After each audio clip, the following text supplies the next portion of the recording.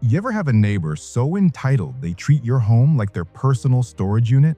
Well, buckle up, because my neighbor Marcy didn't just cross the line. She parked her Lamborghini in my garage like she owned the place.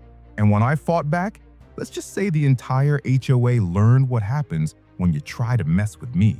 Stick around because this story has locksmiths, local news cameras, a $7,200 meltdown, and the most humiliating ending Marcy could have ever imagined.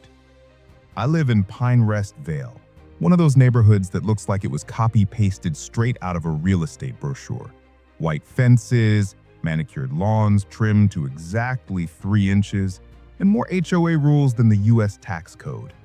Around here, you don't just own a house, you inherit an entire set of unwritten politics. And smack dab in the middle of those politics was Marcy. If there was ever an HOA final boss, it was her.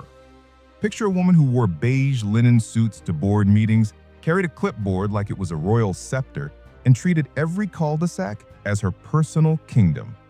She wasn't just on the HOA board. Oh no, she was vice chair, and she acted like it was a cabinet position in the White House. For 3 years, we clashed. Not outright war, but constant, grinding battles. My solar path lights? Too bright, disrupting the night aesthetic. My flower pots? Unauthorized ceramic design. Even my welcome mat? Not HOA-approved color scheme. Every week, it was something new. But I learned to play the game. Smile, nod, remove the offensive item, then sneak it back 2 weeks later. Passive-aggressive chess at its finest. I thought I'd seen it all, until one random Tuesday afternoon. I walked outside, coffee in hand, humming to myself, when I froze. My garage door was open. Inside sat a yellow Lamborghini Urus. Not mine. I don't even own a Lambo. I'm more of a reliable truck guy. But there it was, parked neatly between my tool racks and workbench like some exotic zoo animal had wandered into the wrong enclosure. At first, I thought maybe I'd been robbed in the most stylish way possible. But then I saw it. An HOA vice chair decal on the back window glowing like some smug VIP badge. Marcy. I marched over to her house. She answered the door like she'd been waiting for me. Iced green tea in hand, cucumber cool expression. "Is that your Lamborghini in my garage?" I asked, voice low. She smiled. "Oh yes, I thought you weren't using the space. Needed extra parking for my daughter's Urus." I blinked. "You thought?"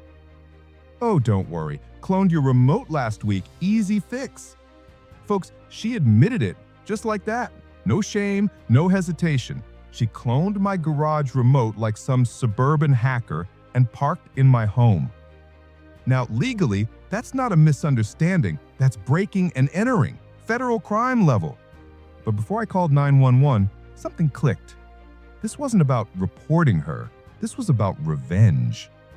I rang up my buddy Simon, a real estate lawyer who loved drama almost as much as I did. Over a double-shot espresso, I laid it all out. Remote cloning, illegal entry, garage theft, the works. Simon laughed so hard, people stared at us. Then he leaned in and said, "This is trespass, felony level. Anything you do to secure your property now, rock solid legal. Weld it shut if you want. The law's on your side." Music to my ears. That night, I changed every access code, upgraded to biometric entry, installed 4 cameras, and yes, called in a welding crew. Steel reinforced, airtight. Then I packed a suitcase. Because here's the kicker. I was already booked for 2 weeks in Italy. Marcy had triggered her own countdown. Day 1. Marcy rolled up in her shiny Urus, expecting to waltz in. Instead, she found a seamless wall of welded steel. She waved at the camera like she was on safari, then stormed off. I got the footage on my phone while sipping cappuccino in Rome. Beautiful. Day 2. Texts flooded in from neighbors. Marcy pacing outside, calling locksmiths. Every single one turned her down once they saw the biometric system. Even filed an HOA emergency request. Denied. Day 3. Fire department showed up. She tried to claim her Lamborghini was trapped in a burning hazard zone. They took one look and said, "Ma'am, no emergency here." I laughed so hard in my Rome hotel, I nearly woke the whole floor. Day 5. My neighbor Tom texted me a video. Marcy standing outside my garage with a clipboard, actually reading my property deed through tears as if she could argue her way in. Local news picked it up. Headline, HOA Vice Chair loses battle over garage. Semi-viral. Day 10. Her Ura sat baking in the sun. Upholstery starting to mildew. Battery drained. I sent her a postcard from Venice. Wish you were here. Car looks comfy in my garage. By the time I landed back in Pine Rest Vale, Marcy had burned through 2 locksmiths, dozens of HOA appeals, and about $7,200 in failed emergency efforts. The whole neighborhood was buzzing. On my first morning back, I strolled onto the driveway, and there they were, the whole cul-de-sac. Kids on bikes, retirees with lawn chairs, even board members peeking over fences. At the center stood Marcy, pale, clutching a stack of invoices, looking like she'd aged 10 years. I raised my hand.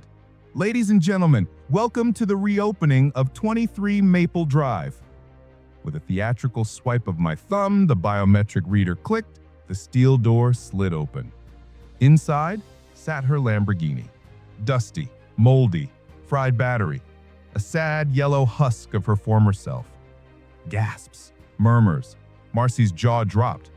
I stepped aside and held up a framed citation I'd printed, HOA Code Section 4.2.23. Unauthorized remote access results in automatic lockdown authorization. The crowd cheered. Marcy stammered, This is your doing, I said. She collapsed on the hood of her ruined Lambo. Tom walked up and handed her an invoice for $6,500, the welding bill. The HOA board? They loved it. In fact, they repurposed my biometric gate as the new neighborhood standard. Nobody wanted Marcy cloning their remotes. As for Marcy, she resigned as vice chair, too humiliated to show her face. Rumor has it she moved 3 blocks away under an alias. And me? My garage became legend. Steel gleaming in the sun, plaque reading, access authorized personnel only. Violators will be welded out. Sometimes neighbors walk by just to take photos. A monument to HOA karma. So, next time a Karen decides your property is her playground, remember, the law's on your side. And sometimes, the sweetest revenge is welding shut the door she thought she owned. Like if you enjoyed the showdown. Subscribe for more HOA justice. And tell me in the comments, have you ever had a neighbor crash your personal space?